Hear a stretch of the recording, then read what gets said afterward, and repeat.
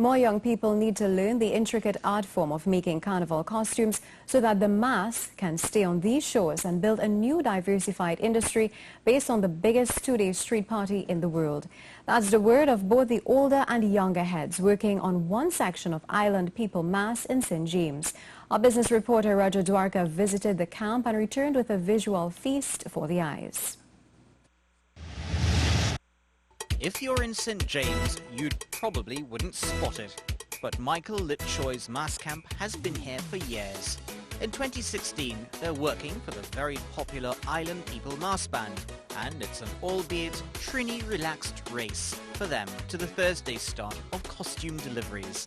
The lads here are creating the stunning pieces that will adorn 1,500 heads. This is the engine room, right? That we produce all the costume here locally. Downstairs here we do more feather work like the headpiece and back pieces and so forth. This is the art form of carnival mask making at its finest and most intricate. Nimble, quick fingers and a lightness of touch combined with dexterity and speed. After all, there are thousands of feathers to make the plumage that will create the visual fiesta during the two-day parade.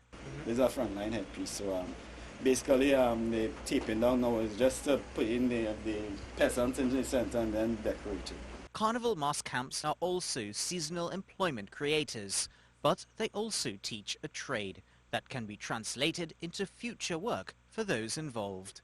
If it wasn't for Sean, I would never be in here, and Derek and whoever I'm working with, they didn't pull me in and give me a little job and thing to do.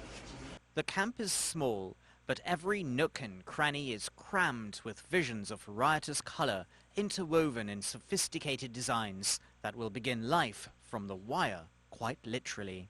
Anything you pick up, it could be a tool. You, for example, you see some wire here. This is going over a shoulder pattern. So you look for something around this size and you pull the wire over it. You pull it away, so you get a smooth curve, you will get, jagged edge and that. Michael Lipchoy's house is a treasure trove of gold and silver with bags of sequins and shiny bits and bobs in every corner. It's sort of like Aladdin's cave. In between, you'll find more mask makers and those who've turned designer. A lot of pressure, a lot of stress, but it's fun though. It's a wonderful experience. It's going back to traditional costume making. Something that was inherent in most Trinidadians. We've sort of lost that skill, so it's something that we need to go back to. This mask camp, though, is a happy place, complete with its own soundtrack, its own positive energy, and the joy of making mass that will delight, enthrall, and impress millions across the world. Roger Dwarika, C News.